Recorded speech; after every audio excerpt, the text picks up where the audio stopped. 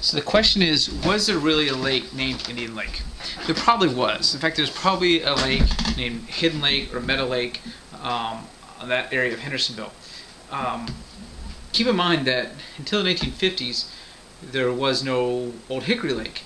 The body of water near here was the Cumberland River. If you've ever flown over Nashville and see how narrow and windy the Cumberland River is, that's the way it used to be as it came through this portion, as it came along the southern border of Sumner County. It was just this narrow river that flowed through and down, from the northeastern part of the state to past Nashville, and kept going west. That area where Hidden Lake or Indian Lake or Meadow Lake, that area had some sinkholes, and still to this day has some sinkholes that drained into the Cumberland River. But that's not the reason that Hendersonville is called the city by the lake. Hendersonville was a farming community until the 1950s, even into the 1960s. It was really just a reference to the area, the intersection of Gallatin Road, Walton Ferry, and Old Shackle Island Road. That was Hendersonville. It was a community in its own right, just like the Indian Lake community, just like Bluegrass or Saundersville or Rockland, in a very similar vein. Hendersonville had Drake's Creek coming very near it. Sort of Drake's Creek was between Hendersonville and Indian Lake, the two communities. Even though Indian Lake certainly was not, did not have as many folks as much as the Bluegrass area and the other areas. But Drake's Creek came right by Hendersonville, and Drake's Creek at that time was very much just this meandering stream that flowed from the northern part of the county down to the Cumberland River. It was not what we think of it today. It was just a small stream. In fact, old maps will show that there are some pathways that go across Drake's Creek. That's how minor it was.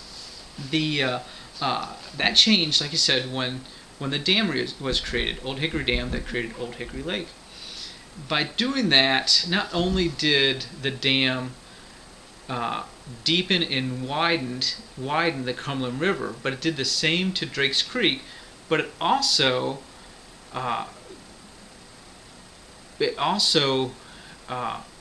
raised the level of Drake's Creek due to the water that was coming from the Cumberland River.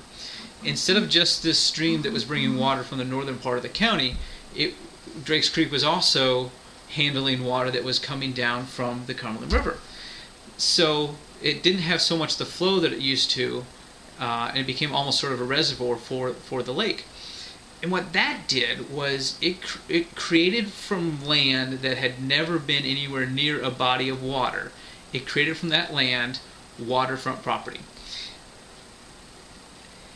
And the result of that was that people who were looking for property to build a house on in this area, they saw this waterfront property as very appealing. So more people moved out this direction in the late 1950s, 1960s, and 1970s. And because of that, Hendersonville grew as a community, and many of those folks in the late 1960s decided to create a city. Now, at that point, Hendersonville was really just, it's very similar to what Cottontown is today. It was a part of the county that had its own identity, but it did not have a city government. And so these people that created the city government, they did so in the late 1960s, and that city government went from having borders that were at this size. They grew the borders by annexation wider and wider and wider. The result of that was that Indian Lake and Bluegrass and Saundersville and Rockland and so many areas that had never really considered themselves to be part of Hendersonville became part of Hendersonville. The way that the name the city by the lake got attached to Hendersonville was because of Susie Perkins. Susie was the editor at the Hendersonville Free Press, a newspaper here that operated from the 1970s till about the 1990s.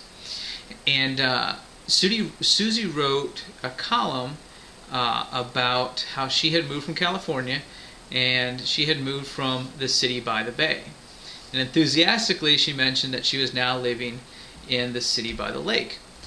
Tim Takis was writing a book on the history of Hendersonville at the same time, and he decided to use that nickname, the city by the lake, as the title for his book. Tim wrote the first volume of the history of Hendersonville, and then I wrote the second volume, and I also used the title, the city by the lake. And since then it's sort of taken off, and now people refer to Hendersonville as the city by the lake.